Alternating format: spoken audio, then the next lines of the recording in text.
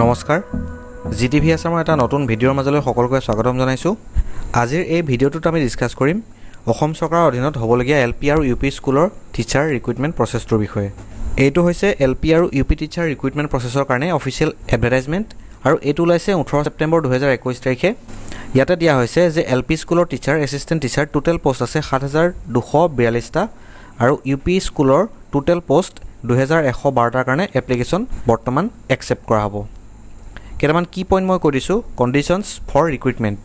প্ৰথম পইণ্টটো দিছে এপ্লাই কৰিবলৈ হ'লে কেণ্ডিডেটজন আছাম টেট উত্তীৰ্ণ হ'ব লাগিব। চি টেটৰ কোনো ধৰণৰ ইয়াত মেনশ্যন নাই। ইয়াত দিয়া আছে candidates who will appear and pass Assam TET to be conducted in the month of October 2021 shall also be eligible to apply after declaration of the result। October 2021 চনত এটা টেট পৰীক্ষা অনুষ্ঠিত হ'ব আছাম টেট। তাতে যদি আপুনি পাছ কৰে তেতিয়াও আপুনি 31 ডিচেম্বৰৰ ভিতৰত এপ্লাই কৰিব পাৰিব। ইয়াত দিয়া হৈছে the language 1 of the Assam teacher eligibility test of the candidate shall match the medium of instruction of the school where in the candidate wishes to apply. যদি আপুনি লেংগুৱেজ 1 হিচাপে চিলেক্ট কৰিছে অসম টেটত আছামিজ, তেতিয়া আপুনি আছামিজ মিডিয়াম স্কুলতে apply কৰিব লাগিব। যদি আপুনি বেংগলী চিলেক্ট কৰিছে এজ লেংগুৱেজ 1 তেতিয়া আপুনি বেংগলী মিডিয়াম স্কুলত এপ্লাই কৰিব লাগিব। নেক্সট এটা পইণ্ট দিছে the merit list will be separate for each district and category. প্ৰতিখন ডিষ্ট্ৰিক্টৰ কাৰণে আৰু প্ৰতিটো কেটেগৰীৰ কাৰণে বেলেগ বেলেগকৈ মেৰিট লিষ্ট ডিক্লেয়াৰ কৰা হ'ব। আৰু বাকী কথাখিনি আপোনালোকে পঢ়ি ল'ব। মই মেইন পইণ্টকেইটা কৈ দিছোঁ। এই এডভাৰটাইজমেণ্টটোৰ লিংকটো মই তলৰ ডেছক্ৰিপশ্যনত দি দিম, আপোনালোকে তাতে চাই ল'ব পাৰিব। আৰু এটা পইণ্ট দিছে মিনিমাম এজ হ'ব লাগিব 18 বছৰ, মেক্সিমাম হ'ব পাৰিব 40 বছৰ। EWS, OBC, MOBC এনেকুৱা ধৰণে ৰিজাৰ্ভেশ্যন কেটেগৰী থাকিব। আৰু এটা কথা দিছে reservation of vacancies for women. ওমেনৰ কাৰণে ৰিজাৰ্ভেশ্যন থাকিব এজ পাৰ গভৰ্ণমেণ্ট নৰ্মছ। আৰু এটা কথা দিছে এপ্লাই কৰিবলৈ স্মল ফেমিলি নৰ্মছটো আপুনি ক্ৰাইটেৰিয়াটো ফুলফিল কৰিব লাগিব। তাৰমানে দুজনতকৈ বেছি চাইল্ড থাকিব নোৱাৰিব আপোনাৰ। নেক্সট কেতিয়াৰ পৰা কেতিয়ালৈ এপ্লাই কৰিব পাৰিব? 27/9/2021 পৰা 27/10/2021 এপ্লাই কৰিব লাগিব। যিসকলে আছাম টেটটো অলৰেডি পাছ কৰি থৈছে তেওঁলোকৰ কাৰণে ডেডলাইন হৈছে 27/10/2021। কিন্তু যিসকলে অক্টোবৰত অসম টেটটো দিবহে, তেওঁলোকে পাছ কৰাই নাই, তেওঁলোকৰ কাৰণে লাষ্ট ডেটটো হৈছে 31 ডিচেম্বৰ 2021। No' offline application will be accepted in this regard. Offline application লোৱা নহ'ব। আৰু এটা কথা দিছে অনলাইন এপ্লিকেশ্যনবিলাক পিছত বেক অফিচ ভেৰিফিকেশ্যন কৰা হ'ব পাৰে, নহ'লে ডিজিলকাৰৰ সহায়ত বা অনলাইন ভেৰিফিকেশ্যন হ'ব পাৰে বা অফলাইনো হ'ব পাৰে in due course of time। এটা ইম্পৰ্টেণ্ট পইণ্ট দিছে the regular teachers working in LP school are not allowed two apply in any post in LP school and regular teachers working in UP schools are not allowed two apply in any post in UP schools। However, only regular LP teachers, if otherwise eligible, may apply for UP school through proper channel। LP স্কুলত চাকৰি কৰি থকাসকলে আকৌ LP স্কুলত apply কৰিব নোৱাৰিব। যদি তেওঁলোকে ঘৰৰ পৰা দূৰত চাকৰি কৰি আছে, যদি ঘৰৰ ওচৰত পাবলৈ LP স্কুলত এপ্লাই কৰোঁ বুলি ভাবে তেওঁলোকে এপ্লাই কৰিব নোৱাৰিব। কিন্তু তেওঁলোকে আপাৰ প্ৰাইমেৰীৰ কাৰণে এপ্লাই কৰিব পাৰিব। LP সকলে পাৰিব আপাৰ প্ৰাইমেৰীৰ কাৰণে, কিন্তু ইউপিজনে UPত এপ্লাই কৰিব নোৱাৰিব, LPজনে LPত এপ্লাই কৰিব নোৱাৰিব। এইটো ক্লিয়াৰলি মেনশ্যন কৰা আছে। এছেঞ্চিয়েল কোৱালিফিকেশ্যন কি কি লাগিব? প্ৰথমতে মই কৈছোঁ স্কেল অফ পে। LP স্কুলৰ কাৰণে পে বেণ্ডটো হৈছে পে বেণ্ড 2। 14,000ৰ পৰা ষ্টাৰ্ট হৈছে স্কেলটো আৰু 60,500লৈকে হ'ব maximum. Essential qualification senior secondary with at least 50% marks and 2 year diploma in elementary education. DLED লাগিব আৰু হায়াৰ ছেকেণ্ডেৰীত 50% লাগিব। এই গোটেই পইণ্টকেইটা মই ডিছকাছ নকৰোঁ। মেইনলি ক'বলৈ গ'লে আপোনালোকৰ ডিপ্ল'মা ইন এলিমেণ্টাৰী এডুকেশ্যন থাকিব লাগিব, লগতে হায়াৰ ছেকেণ্ডেৰীত 45% বা 50% লাগিব। আৰু এটা কণ্ডিশ্যন দিছে option be passed in Assam TET for LPS। LP স্কুলৰ কাৰণে যিটো অসম টেট অনুষ্ঠিত হয় সেইটো ক্লিয়াৰ কৰিব লাগিব। Conducted by elementary education department Assam. Only Assam টেটৰ কথা ইয়াত মেনশ্যন কৰা আছে। 2 নম্বৰ কেটেগৰীটো হৈছে UP স্কুলৰ কাৰণে এলিজিবিলিটি ক্ৰাইটেৰিয়া। প্ৰথমতে এছিষ্টেণ্ট টিচাৰ আপাৰ প্ৰাইমেৰীৰ কাৰণে গ্ৰেজুৱেট হ'ব লাগিব, লগতে BEd বা DLED থাকিব লাগিব বা DED থাকিব লাগিব। লগতে আপাৰ প্ৰাইমেৰীৰ কাৰণে যিটো আছাম টেট অনুষ্ঠিত হয় সেইটো ক্লিয়াৰ থাকিব লাগিব। UP স্কুলৰ কাৰণে ছায়েন্স টিচাৰ হ'বলৈ তেওঁ BSc হ'ব লাগিব। লগতে UP স্কুলৰ যিটো টেট অনুষ্ঠিত হয় সেইটো ছায়েন্স এণ্ড মেথমেটিক্স পেপাৰখন চিলেক্ট কৰি পেলাই উত্তীৰ্ণ হ'ব লাগিব। লগতে তেওঁৰ প্ৰফেশ্যনেল কোৱালিফিকেশ্যন মানে BEd বা DLED এনেকুৱা ধৰণৰ কোৱালিফিকেশ্যনটো দৰকাৰ হ'ব। আছামিজ লেংগুৱেজ টিচাৰৰ কাৰণে কি লাগিব? গ্ৰেজুৱেট হ'ব লাগিব with Assamese as one of the subject, আৰু লগত লাগিব 2 year diploma in elementary education or BEd or DED এনেকুৱা ধৰণৰ কোৱালিফিকেশ্যনখিনি। মণিপুৰী টিচাৰৰ কাৰণে কি লাগিব? গ্ৰেজুৱেট হ'ব লাগিব, মণিপুৰী হ'ব লাগিব এটা ছাবজেক্ট ইন গ্ৰেজুৱেশ্যন, লগতে লাগিব প্ৰফেশ্যনেল কোৱালিফিকেশ্যন আৰু লগতে আছাম টেট চাৰ্টিফিকেট। ইয়াত এটা পইণ্ট দিছে যিসকলে NIOSত ODL মোডত DLED কৰিছিলে তেওঁলোকৰ যেটো ডিগ্ৰী হেতু এট পাৰ কনসিডাৰ কৰা হ'ব ইকুৱেলি কনসিডাৰ কৰা হ'ব তাৰ মানে ডিসটেন্সত কৰা সকলৰ কাৰণে কোনো প্ৰবলেম নহয় The candidates having not clear status against any qualification will not be eligible to apply. যদি আপোনাৰ NC আছে status তেতিয়া আপুনি এপ্লাই কৰিব নোৱাৰিব নেক্সট এটা পইণ্ট দিছে LP স্কুলৰ ক্ষেত্ৰত যেটো এসেনশিয়াল কোৱালিফিকেশন দিছিল তাত আপোনালোকৰ B.Ed টো মেনশন কৰা নাছিল only diploma in elementary education mention কৰা আছিল গতিকে ইয়াত এটা কথা দিছে B.Ed থাকিলেও আপুনি এপ্লাই কৰিব পাৰিব LP স্কুলৰ কাৰণে কিন্তু আফটাৰ ৰিক্ৰুটমেন্ট আপুনি কম্পালসৰি এটা 6 মান্থ ব্ৰিজ কোৰ্সত এনৰোল কৰিব লাগিব চাকৰি পোৱাৰ পিছত নেক্সট এটা মেইন পইণ্ট দিছে মাৰ্কস বিলাক কেনেকৈ ক্যালকুলেট কৰা হ'ব লোৱাৰ প্ৰাইমেৰী কাৰণে মই কৈছো HSLC ৰ পৰা 100 মাৰ্কস ক্যালকুলেট কৰা হ'ব আসাম টেটৰ পৰা 100 মাৰ্কস আহিব B.Ed বা DLED এবিলাকৰ পৰা 100 মাৰ্কস ক্যালকুলেট কৰা হ'ব NCC যদি C সাৰ্টিফিকেট আছে আপোনাৰ 10 মাৰ্কস পাব যদি B সাৰ্টিফিকেট আছে 5 মাৰ্কস পাব sports representing Assam officially at national level যদি নেশনাল লেভেলত আসামক ৰিপ্ৰেজেন্ট কৰিছে 10 মাৰ্কস পাব যদি আপোনাৰ কালচাৰাল কিবা এক্টিভিটি আছে এট নেশনাল লেভেল ৰিপ্ৰেজেন্টিং আসাম তেতিয়া আপুনি 10 মাৰ্কস পাব এইখিনি টোটাল কৰিলে হৈ যাব কম্পোজিট স্কোৰ আউট অফ 330 আপুনি কিমান মাৰ্কস পাইছে তাৰ ওপৰত এটা মেৰিট লিষ্ট ডিক্লেয়াৰ কৰা হ'ব ডিস্ট্ৰিক্ট ওয়াইজ আৰু ক্যাটাগৰি ওয়াইজ একেদৰে আপাৰ প্ৰাইমেৰীত টোটাল মাৰ্কস হৈছে 430 আপাৰ প্ৰাইমেৰীত বাকিখিনি লোৱাৰ প্ৰাইমেৰীৰ সৈতে একেই ইয়াত খালি গ্ৰেজুৱেচনৰ মাৰ্কসটো এড হৈছে 100 মাৰ্কস ইয়াতে এড হৈ গৈছে documents required to be uploaded in colour online এপ্লিকেশনৰ সময়ত কি ডকুমেন্টস লাগিব এবাৰ চাই লওক পাসপোৰ্ট সাইজ ফটোগ্ৰাফ লাগিব HSLC এডমিট কাৰ্ড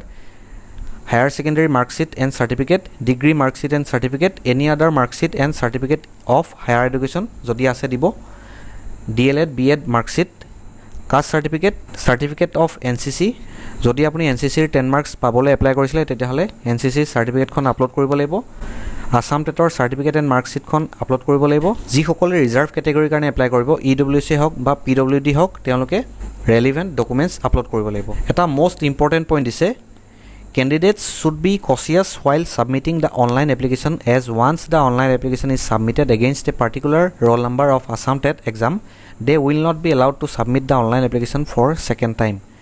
যদি এবাৰ ভুল কৰিছে তেতিয়া আকৌ আপোনাক চান্স দিয়া নহব এপ্লিকেশন ফৰ্মখন শুধৰাবলৈ গতিকে আপোনালোক ভেৰি কেয়াৰফুল হ'ব ফৰ্মখন ফিল আপ কৰোঁতে বাৰে বাৰে আপোনালোকে চাই ল'ব এই ভিডিঅ'টো কমপ্লিটলি চাই ল'ব কেনেকৈ এপ্লাই কৰিব লাগিব মই দেখুৱাই দিম after submitting the online application the candidates will get a unique number against the submitted application and will keep the print out of the unique number for all future references এটা unique ID আপোনালোকৰ create হ'ব সেই unique আইডিটো print out কৰি এবাৰ লগত ৰাখিবলৈ কৈ দিছে এতিয়া মই আগবাঢ়িছোঁ কেনেকৈ আপোনালোকে অনলাইন এপ্লিকেশন প্ৰচেছটো কৰিব এইটো হৈছে ডাইৰেক্টৰেট অফ এলিমেন্টাৰী এডুকেশ্যনৰ অফিচিয়েল ৱেবছাইট www.assam.gov.in লিংকটো মই তলৰ ডেসক্ৰিপচনত দি দিম ইয়াতে আপোনালোকে ৱেবছাইটৰ তললৈ গলে দেখিব ৰিক্ৰুটমেন্ট অফ ৰেগুলাৰ টিচাৰ্ছ তাত আপোনালোকে ক্লিক কৰিব ক্লিক কৰিলে এই অপচনকেইটা দেখা পাব apply online for the post of regular teacher of UP and LP schools under DEE Assam 2021-22 apply কৰাৰ আগতে আপোনালোকে এটা বস্তু চাই ল'ব revised district wise medium wise category wise breakup of vacancies প্ৰতিখন ডিস্ট্ৰিক্টত কিমান ভেকেন্সি আছে এই বস্তুটো চাই ল'ব আপোনালোকে সেই পোষ্টৰ এগেইনষ্টত আপোনালোকে এপ্লাই কৰিব পাৰিব তেতিয়া মই এবাৰ দেখুৱাই দিছো লিষ্টখন এইখন হৈছে ভেকেন্সি লিষ্ট ইয়াত আপোনালোকে এখন ডিস্ট্ৰিক্ট মন কৰক বৰপেটাৰ ক্ষেত্ৰত দিয়া আছে আনৰিজাৰ্ভডৰ আছে 30টা OBC ৰ আছে 202টা SC ৰ আছে 15টা ST ৰ আছে 30টা ST হিলছ 15টা EWS 3টা PWD 11টা টোটাল পোষ্ট আছে 306টা গতিকে আপোনালোকে এটা আইডিয়া কৰি ল'ব কোনখন ডিস্ট্ৰিক্টত কোনটো ক্যাটাগৰিৰ কাৰণে এপ্লাই কৰিবলৈ আপোনাৰ সুবিধা হ'ব ইয়াত আপোনালোকে এটা কথা মন কৰক দৰং জিলাত আনৰিজাৰ্ভডৰ পোষ্ট নাই 0 LP স্কুলৰ ক্ষেত্ৰত গতিকে আপোনালোকে দৰঙত আনৰিজাৰ্ভডৰ কাৰণে এপ্লাই কৰি কোনো ধৰণৰ লাভ নহব গতিকে এনেকুৱা ধৰণৰ কথাবিলাক আপোনালোকে কনসিডাৰ কৰিব এই লিষ্টখন আপোনালোকে চাই ল'ব এবাৰ এপ্লাই কৰাৰ আগত মই লিষ্টখনৰ লিংকটো তলৰ ডেসক্ৰিপচনত দি দিম এতিয়া আহিছো কেনেকৈ কৰিব এপ্লাই অনলাইন ইয়াত আপোনালোকে ক্লিক কৰিব এপ্লাই অনলাইন ইয়াত দিয়া আছে ক্লিক কৰিব you are being redirected to an external website okay এইখন হৈছে হোম পেজ ইয়াতে এটা বস্তু দিয়া আছে how to apply আৰু ৰাইট সাইডে দিয়া আছে click for advertisement how to apply আপোনালোকে ক্লিক কৰি কেনেকুৱা ধৰণে এপ্লাই কৰিব লাগিব ডিটেইলছ খিনি এবাৰ পঢ়ি ল'ব মই ডাইৰেক্টলি আপোনালোকক এপ্লাই কৰাৰ প্ৰচেছটোলৈ লৈ গৈছো ক্লিক here to apply ইয়াত মই ক্লিক কৰিছো apply online for new registration যেহেতু ৰেজিষ্টাৰ কৰা নাই তাত ক্লিক কৰিছো যদি আপোনালোকে অলৰেডি একাউণ্ট ক্ৰিয়েট কৰিলে তেতিয়াহলে লগইনত ক্লিক কৰিব প্ৰসিড টু এপ্লাই ইয়াত ক্লিক কৰিম ক্লিক কৰিলে ইয়াতে সিলেক্ট কৰিব দিব TET category please select the post both lower primary upper primary নে অনলি লোৱাৰ প্ৰাইমেৰীৰ কাৰণে আপুনি এপ্লাই কৰিব বিচাৰিছে সেইটো চিলেক্ট কৰি ল'ব মই দিম both লোৱাৰ প্ৰাইমেৰী এণ্ড আপাৰ প্ৰাইমেৰী ইয়াতে দিম ফাৰ্ষ্ট নেম ইয়াতে দিম middle name and last name ইয়াতে দিম মোৰ মোবাইল নাম্বাৰ ইমেইল আইডি আৰু ইয়াতে এটা পাছৱৰ্ড মই নিজৰ মতে ক্ৰিয়েট কৰিম ফিল আপ কৰাৰ পিছত মই ইয়াতে ছাবমিট কৰিম ইয়াতে দিয়া আছে লোৱাৰ কেছ লেটাৰ থাকিব লাগিব পাছৱৰ্ডটোত আপাৰ কেছ লেটাৰ থাকিব লাগিব নাম্বাৰ থাকিব লাগিব মিনিমাম লেংথ হ'ব লাগিব 8 নেক্সট মই ছাবমিট বাটনটোত ক্লিক কৰিম এতিয়া শ্ব' কৰিছে you have completed initial step for registration please log in below' to fill up the form upload photo signature and documents your user I D and password has been sent to your registered email I D ইয়াতে আপোনালোকে email আই ডিটো দিব user I D হিচাপে আৰু পাছৱৰ্ডটো যিটো আপুনি create কৰিছিলে সেই পাছৱৰ্ডটো দিব দি পেলাই লগ ইন কৰিব ইয়াত এতিয়া আপুনি প্ৰিফাৰেঞ্চটো চিলেক্ট কৰিব লাগিব যদি আপুনি ইউ পি আৰু এল পি দুইটাৰ কাৰণে এপ্লাই কৰে তেতিয়া প্ৰিফাৰেঞ্চ দিব লাগিব ইয়াতে দিছে পোষ্ট প্ৰিফাৰেঞ্চ মই দিম upper primary preference 1 select TET category preference 2 2 নম্বৰ প্ৰিফাৰেঞ্চটো হ'ব লোৱাৰ প্ৰাইমেৰী ইয়াতে ডিষ্ট্ৰিক্ট চিলেক্ট কৰিব লাগিব আপাৰ প্ৰাইমেৰীৰ কাৰণে কোনকেইখন ডিষ্ট্ৰিক্টত আপুনি চিলেক্ট কৰিব বিচাৰে এনেকুৱা ধৰণে ডিষ্ট্ৰিক্টবিলাক চিলেক্ট কৰি ল'ব ছাপ'জ মই চিলেক্ট কৰিলোঁ ডিব্ৰুগড় গোৱালপাৰা আৰু ধুবুৰী চিলেক্ট কৰিছোঁ ছাপ'জ এনেকুৱা ধৰণে চিলেক্ট কৰি ল'ব লোৱাৰ প্ৰাইমেৰীৰ কাৰণে চিলেক্ট কৰিব একেদৰে ধেমাজি গোৱালপাৰা যোৰহাট এনেকুৱা ধৰণে মই চিলেক্ট কৰি দিলোঁ নেক্সট কি আছে তলত ইয়াত আকৌ পোষ্টটো চিলেক্ট কৰিব লাগিব লোৱাৰ প্ৰাইমেৰীৰ কাৰণে ছেইম হ'ব সকলোৰে এছিষ্টেণ্ট টিচাৰ হ'ব আৰু আপাৰ প্ৰাইমেৰীৰ কাৰণে আপুনি কোনটো পোষ্টত এপ্লাই কৰিব বিচাৰে এছিষ্টেণ্ট টিচাৰ কৰিব বিচাৰে নে ছায়েন্স টিচাৰ কৰিব বিচাৰে সেইটো আপুনি চিলেক্ট কৰিব লাগিব ছাপ'জ মই এছিষ্টেণ্ট টিচাৰত এপ্লাই কৰিব বিচাৰিছোঁ চিলেক্ট কৰি দিছোঁ মিডিয়াম অফ ইনষ্ট্ৰাকশ্যন আপুনি কি দিব বিচাৰে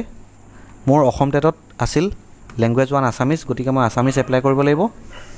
ইয়াতে ইমেইল আই ডি দিয়া আছে ফাদাৰ্ছ নেম দিব মাদাৰ্ছ নেম দিব গাৰ্জেন নেম দিব এনেকুৱা ধৰণে কৰি যাব ইয়াতে কেটেগৰী চিলেক্ট কৰিব লাগিব ডেট অফ বাৰ্থ দিব লাগিব মোবাইল নাম্বাৰ অলৰেডি আছেই ইয়াতে প্ৰেজেণ্ট এড্ৰেছ পাৰ্মানেণ্ট এড্ৰেছ দুইটা দিব লাগিব লগতে ইয়াত দিব লাগিব ইণ্ডিয়ান চিটিজেন হয়নে নহয় ইকনমিকেলি উইকাৰ ছেকশ্যনৰ হয় নেকি এনেকুৱা ধৰণে গোটেই ডিটেইলছখিনি দিব লাগিব এডুকেশ্যনেল ডিটেইলছ দিব লাগিব SSLCৰ ইয়েৰ অফ পাছিং দিব লাগিব are you science background yes or no' এইটো চিলেক্ট কৰিব লাগিব লগতে 12ৰ roll number year of passing total marks board marks obtained এনেকুৱা ধৰণৰ ডিটেইলছবিলাক দিব লাগিব এল পি টেটৰ ৰোল নাম্বাৰ দিব লাগিব টোটেল মাৰ্কছ দিব লাগিব ইউ পি টেটৰ টোটেল মাৰ্কছ দিব লাগিব চাৰ্টিফিকেট নাম্বাৰ দিব লাগিব এনেকুৱা ধৰণৰ গোটেই ডিটেইলছখিনি আপোনাক ইয়াত বিচাৰিছে ছাৰ্ভিচ ডিটেইলছো লাগিব are you ex servicemen are you working as a teacher গোটেই ডিটেইলছখিনি লাগিব ইয়াতে give school name in details যদি আপুনি ৱৰ্কিং হয় কোনখন স্কুলত কাম কৰি আছে জব কৰি আছে বৰ্তমান সেই ডিটেইলছটো দিব লাগিব নেম অফ ডিষ্ট্ৰিক্ট কোনখন ডিষ্ট্ৰিক্টত এই স্কুলখন আছে সেইটো দিব লাগিব লাষ্টত দুটা ডিক্লেৰেশ্যন টাইপ আছে প্ৰথম ডিক্লেৰেশ্যনত কোৱা হৈছে যে মোৰ দুটাতকৈ বেছি চিলড্ৰেন নাই আৰু মই জানো যে যদি মোৰ দুটাতকৈ বেছি চিলড্ৰেন আছে মোৰ কেণ্ডিডেচাৰটো কেঞ্চেল কৰা যাব নেক্সট আছে যদি কিবা ভুল ডকুমেণ্টছ আপলোড কৰিছে বা কিবা ইনকাৰেক্ট ডাটা ইয়াত ইনপুট কৰিছে পিছত আপোনাৰ কেণ্ডিডেচাৰটো কেঞ্চেল হ'ব লগতে আইনী ব্যৱস্থা হাতত লোৱা হ'ব এইখিনি কথা দিয়া আছে লাষ্টত ছাবমিট কৰি দিব বাকী নেক্সট ষ্টেপত আপোনালোকে কিছুমান ডকুমেণ্টছ আপলোড কৰিব লাগিব ফাৰ্ষ্ট ষ্টেজটো কমপ্লিট হোৱাৰ পিছত ছাবমিট কৰিব তাৰপিছত আপোনালোকৰ এই ছেকশ্যনটোলৈ গুচি যাব এই ছেকশ্যনটোত আপোনালোকে কি ডকুমেণ্টছ আপলোড কৰিব লাগিব ফটো আপলোড কৰিব লাগিব মেক্সিমাম চাইজ হ'ব পাৰিব 50 KB ইয়াতে ছিগনেচাৰ আপলোড কৰিব লাগিব মেক্সিমাম ফাইল চাইজ হ'ব 50 KB প্ৰতিটো ডকুমেণ্টৰ কাৰণে বেলেগ বেলেগ ফাইল চাইজ দিয়া আছে ফটো আৰু ছিগনেচাৰ দিব লাগিব আপুনি JPG ফৰ্মেটত ফটো ফৰ্মেটত SSLC এডমিট আৰু মাৰ্কশ্বিট একেলগ কৰি এটা PDF ফাইল বনাব লাগিব এডমিট মাৰ্কশ্বিট অৰ চাৰ্টিফিকেট গোটেইকেইটা লগ লগাই এটা PDF বনাই ল'ব ছিংগল PDF আৰু সেইটো হ'ব লাগিব 100 KB ৰ তলত হায়াৰ ছেকেণ্ডেৰী মাৰ্কশ্বিট আপলোড কৰিব লাগিব only PDF file maximum file size হ'ব পাৰিব 400 KB লগতে ইয়াতে higher secondary certificate PDF file maximum size 300 KB ইয়াত দিয়া আছে LP TET marksheet PDF file LP TET certificate PDF file UP TET marksheet PDF file গোটেইকেইটাৰে চাইজ মেক্সিমাম 100 KB লগতে ইয়াতে BEd চাৰ্টিফিকেট লাগিব PDF ফাইলত 100 KB BEd মাৰ্কশ্বিট লাগিব PDF ফাইলত 100 KB upload your UP TET certificate only PDF file 100 KB maximum file size upload graduation final semester marksheet PDF file লাগিব 100 KB maximum লগতে ইয়াতে certificate লাগিব গ্ৰেজুৱেশ্যনৰ 100 KB মেক্সিমাম যদি আপোনালোকে মাষ্টাৰ্ছৰ ডাটা এড কৰিছে তেতিয়া মাষ্টাৰ্ছৰ ডকুমেণ্টছবিলাকো ইয়াতে আপলোড কৰিব লাগিব যি ডকুমেণ্টছ আপোনালোকে আগৰ ছেকশ্যনটোত চিলেক্ট কৰিব যদি NCC C চাৰ্টিফিকেট আছে বুলি কয় সেই চাৰ্টিফিকেটখন ইয়াতে আপলোড কৰিব লাগিব যদি আপুনি কয় যে স্পৰ্টছ কোটা আপুনি এপ্লাই কৰিব বিচাৰে স্পৰ্টছ কেটেগৰী আপুনি ষ্টেট ৰিপ্ৰেজেণ্ট কৰিছে বুলি কয় তেতিয়াহ'লে ইয়াতে সেই চাৰ্টিফিকেটখন